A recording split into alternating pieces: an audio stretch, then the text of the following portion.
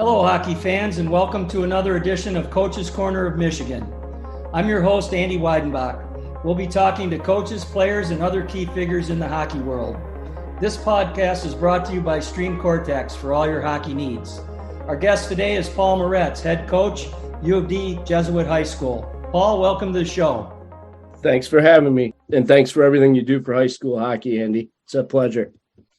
Well, Paul, you've been coaching for 26 years now. You've had great at all levels. You've had great success. You've won lots of awards and state championships and done some great things in coaching. Tell us a little bit about UofD's program. Well, second year here with UofD. We're a private Catholic school, obviously a Jesuit school. And we're located in the city of Detroit. We're a program that's rich in tradition. You know, the school itself's been around for a long, long time. The hockey program has been around for, it was around for a while, then took a hiatus for a little bit, then came back, and it's been in full force since. Currently, since we've been there, we're trying to establish a program that's known for developing student athletes. We have put in place a developmental model that we feel is hopefully going to be something that is unmatched in the high school hockey world. And the idea behind it is just to, have the players, give them the experience to be challenged in a safe environment, to develop their individual skill sets, and both as a hockey player and as an individual, all while obviously working for something that's much bigger than themselves. Yeah, UofD's been around a long time, and they've had success in all their sports, their programs. It's been a very, very good hockey program as well. So let's get into the meat and potatoes of your program. What league do you guys play in? Tell us a little bit about your schedule, any travel, any tournaments, showcases, anything else that you guys are doing. How many games do you play? Things like that. Well, I guess we'll start right from the top there with the league. So we're in the MIHL league. We are also in the Catholic League. As far as travel goes, most of the teams in the MIHL are centrally located in the Metro Detroit area, as you know. Probably Port Huron Northern and Trenton, probably the most travel within the league. And then outside the league, we travel up to Calumet every year. Well, Calumet and Houghton. We play Calumet. It's been a tradition. We play them for what's called the Miners Cup, which has a lot of meaning to the program. It's a long story, but it's very, very meaningful to the program and Coach Bennett, who was here before me. We play in the MIHL Showcase as well as the KLAA Showcase. So how many games will the team play this season, and how many days a week do you guys practice? So we're scheduled, obviously, for 25 games plus playoffs this season.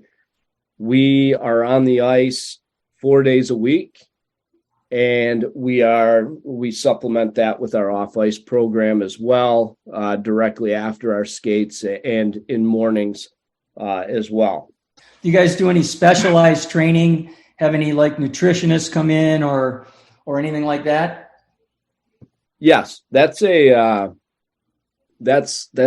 that we are really, really strong proponents of is making sure that the boys understand the value. I mean, first of all, we have a speed and strength coach at the school that works on many different facets of the game with them, just to increase, mobility, to increase speed, agility, all those things. But on the flip side, the nutrition is a piece that we are really, really strong believers in. We have nutritionists come in and speak to the team.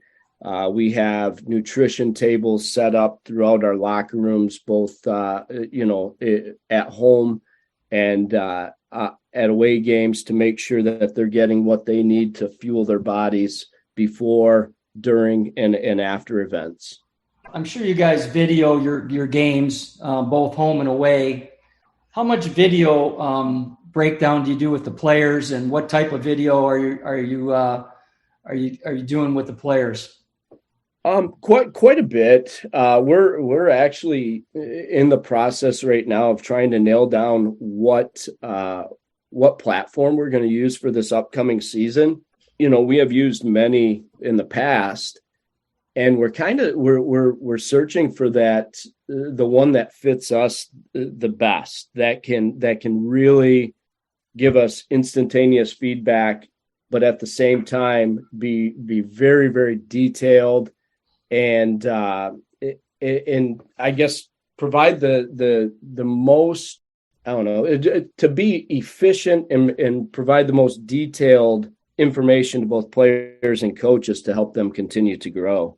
But there's numerous ones out there, and we have not nailed down the one that we're going to use yet for this year, though. Yeah, that video is really good for teaching, for sure. And a picture tells 1,000 words. So a lot of times if you're breaking down your video, it's really helpful for your systems and for individual skills as well. Absolutely. I think, Andy, like with during the COVID situation, it became a lot more obvious that, the true value, I think, for a lot of people in video, and the ability to do it in various forms, right? I mean, it's with technology now, you no longer have to sit in a film room with everybody else. You can, just like we're doing now, we can sit down and share clips amongst a forward line, power play unit, whatever it may be, and they can be sitting at their house, I can be sitting at mine, and we can really do that efficiently now with all the technology that's out there. Yeah, I know that our sponsor, Streams Cortex, has a really good program, so I'll give them a little plug. I've seen it. I've used it before I retired. It's really good stuff, and it's real easy to use. That's the good thing. It's very intuitive, and it's easy to catch on to, and it's very good for the players too. They can, like you said, they can cut their clips, send them to you, or you can send them clips as well. So it's it's very helpful. So hockey's an interscholastic sport. Obviously, it's an extension of the classroom. How does academics tie into the hockey program at UofD? Yeah, I would say it's it's obviously one of the main components, and I feel very blessed to be able to have the opportunity to be in the classroom at UofD and be a part of what we're providing to our student athletes, and to watch them. I mean, we have great students. We have great students at UofD. They're challenged in a way that really molds them into the men that they become, and it's tough. But it's fair, and our players are routinely all academic. It's as a team, as individuals. Last year, handing out the all academic awards it took a while. It took a while with all of our seniors that we had, and that's probably one of the most rewarding things as a coach is to be able to see the success that they've had in the classroom, and we put an emphasis on it, and the players respond tremendously. Yeah, there's a lot to it at the high school level. I mean, you have the academic component, you have the athletic component, you have the social component, and they all kind of tie in together.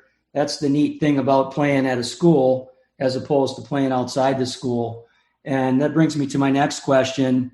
I know that there's more than just hockey at UofD. What types of community service and other things are your kids doing to like give back to the community?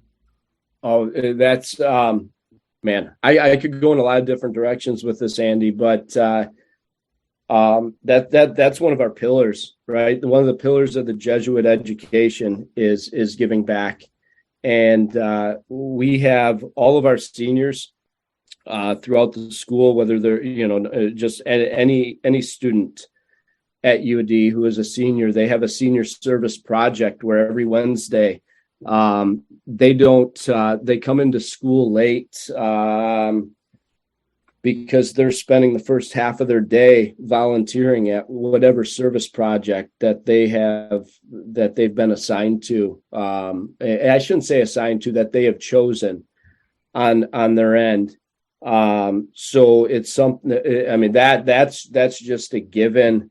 But we as a team obviously have our service projects that we adopt every season as well. There's a section along 8 Mile that is taken care of by the UofD hockey program. There are countless other service projects that we partake in and really make our own, and we take pride in community service as a school as a whole. And then the hockey team really does a great job of extending that from the school to the locker room as well.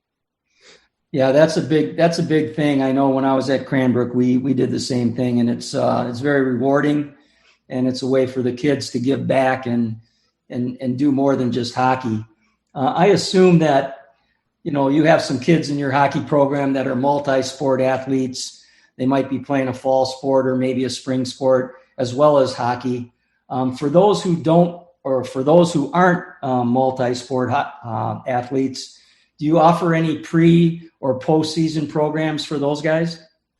Yeah. So I mean, we encourage 3-sport athletes. I mean, that's what we'd love to see. We want all of our programs at UofD to succeed, and we want to give our players a well-rounded athletic background, but a lot of them choose not to, right? So we have to give them that another option.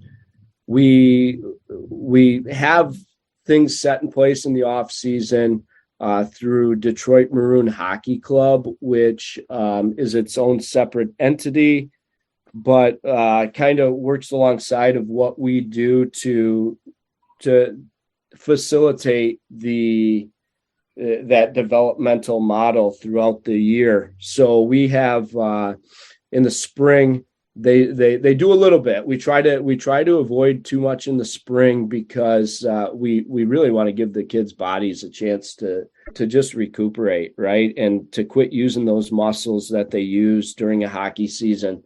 But in the summertime, once we're able to, as a whole, our summer program is pretty in depth. We all of our kids do something that's called Iron Cubs, where they arrive Monday, Tuesday, Thursday mornings at 8:00 at the high school, and our speed and agility guys put them through a good hour of speed and agility training, and then they spend another hour in the weight room working with our strength and conditioning coach as well. Then they head off to the rink. Usually they go have lunch together, and then they go to the rink, and then they're on the ice for a good hour and a half there, 3 days a week. And we continue that throughout the summer while we're able to under the MHSA rules. And then when fall hits, our Detroit Maroon Hockey Club kind of just continues to facilitate that year-round developmental model. And I feel like we do a great job of putting in place just, as much as the kids want to take part in. It's almost endless, but it's at the same time, and I'm sure you had to deal with this too. Some of these kids you just have to force to get off the ice for a little while, and get away from the game and let their bodies rejuvenate, their minds rejuvenate, and come back, ready to go. Yeah, that's an important piece of the puzzle is some downtime, some rest time to recuperate. I assume you guys still have a JV program. I want to talk about that a little bit. I know that, there's some younger kids in the school, and I'm assuming you still offer this program. Can you tell us a little bit about JV hockey and how many players eventually come through maybe the JV program and end up on the varsity through your development program? Yeah, I mean, we still have a JV program. It's one that we are really, since I got here a year ago, I feel like I've spent a ton of time trying to get our JV program to where there's the same competitive environment as the varsity level. And I think, man, I could talk about this for a long time, Andy, but I think it's crucial to everything we do as a high school program is to have a good, solid JV program and to build in-house to develop hockey players from, we're looking at, we have an academy as well that starts in 7th grade, and we're trying to develop our hockey players from 7th grade all the way up. And I think it's important that we have a JV program that is committed to the development of those hockey players, and also can give a competitive environment to ensure that when they finally put those jerseys on as a varsity hockey player, they're ready to go, and they've got to experience the many different facets of being a high school hockey player. And I know I know from past players that you've had, past players that many of the other teams that we compete against have had, and even ourselves. I mean, one that comes to the top, right off the top of my head is Tommy Apap, who was a JV hockey player at UofD and ended up becoming a captain at Michigan State, and I know last year had a fantastic year in the AHL, and is I try to tell parents, hey, if you want to question what JV hockey is all about, one of the best hockey players to ever come through our program played JV hockey as a freshman and went on to do terrific things and become a fantastic leader on every team he's played on. And if you talk to him, he will tell you that helped mold him into the player he is today. Yeah, we were the same at Cranbrook. We could name, lots of players, dozens of players that came through our JV program that played in the NHL, including Andrew Miller and Casey Wellman and Patrick Brown. They all played in our JV program, and they all ended up playing in the NHL. So JV hockey is a very important and very crucial part of a high school program, and that's why I wanted to talk about it a little bit. And I guess my next question is how's the varsity team shaping up? I know it's early. I know the season hasn't started. I'm assuming you guys are in preseason and you're getting prepared for the season, but how are things looking so far? I'll throw this out there. I normally don't like to talk about it too much, but I really like where our team's at right now. We have a group of guys that are 100% bought in to the process and to the purpose of what we're building. They, last year they really bought into the idea of, hey, we're going to develop you as a hockey player and as a young man, and we may take a little some lumps along the way, but what we're doing and the way we're doing it, we believe in, and they believe in it. And I'm the last year and a half, I've seen so much growth within the guys that we have coming back this year. But at the same time, I mean, it's really, really fun to think about how much room they have to grow in all areas. And we're still, I mean, honestly, we're still pretty darn young. We have a lot of juniors this year, and a lot of juniors that are key hockey players for us and leaders for us. And I mean, going forward, you're always cautiously optimistic, I guess, but I just like what we're building. I mean, whatever the season brings, it brings. But I really like the way we're building things and the future we have ahead of us. Yeah, I can tell you're a process-orientated coach, which most good coaches are, follow that mold. And if you follow the process and you're patient, good things will happen. And I think that U of D's been followed that mode as well, even back in the day when I was coaching against U of D. So anyway, can you tell us what are some of the advantages to play high school hockey, not just at U of D, but just at any high school? So I think, and we chatted briefly about this previously, but I mean, I can from U of D. I mean, I could talk about U of D all day. It's the education you get, the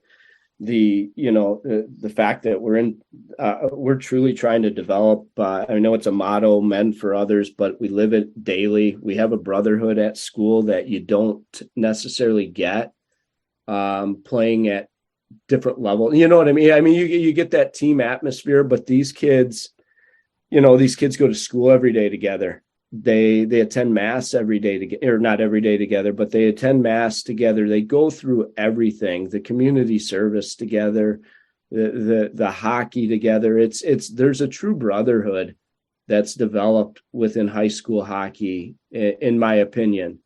And I think if it's done properly, the high school model has so many good things to offer. I mean, you asked earlier how often we're on the ice.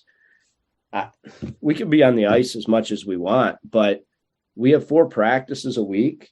We have our off ice stuff, and we have 2 games a week essentially. And I talk to players, talk to parents. I say, what do you want to do? Well, they tell you they want to play college hockey. And my immediate feedback is, hey, that's the model, right? That's the model that colleges follow. That's the model we follow. We don't play 100 games a year, right? We have a different ratio of practices to games, and we have it for a reason, and that's to develop good young hockey players. And I truly believe that's the right way to do things. And that's before you even mention the student athlete experience, right? The structure, the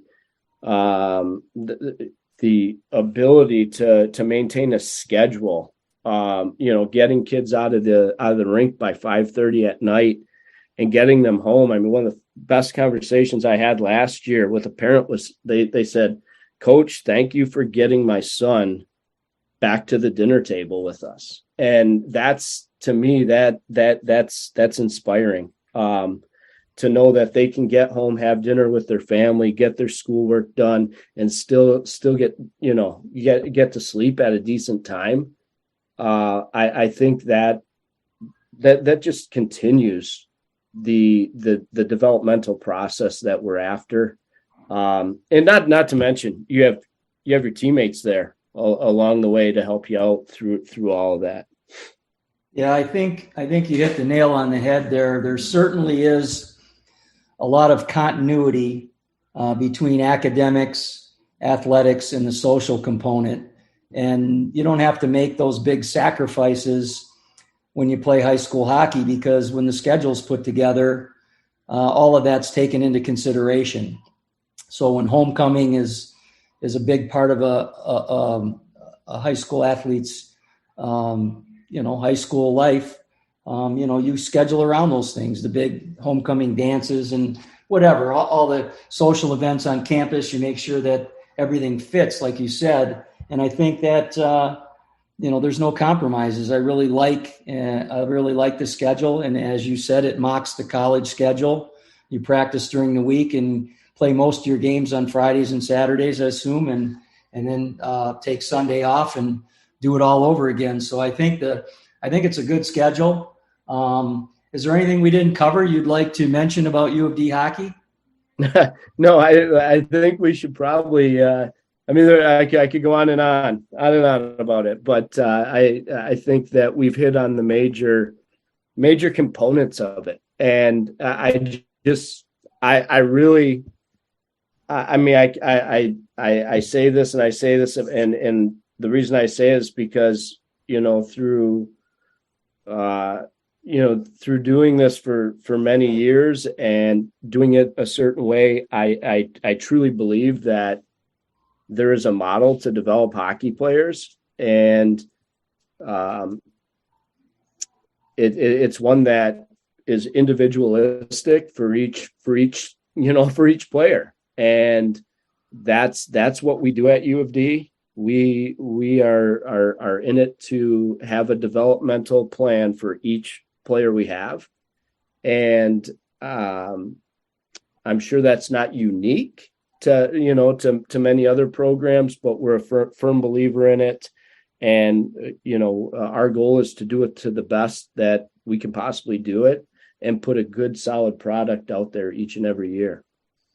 Yeah, there's a long list of successful UofD hockey players over the years.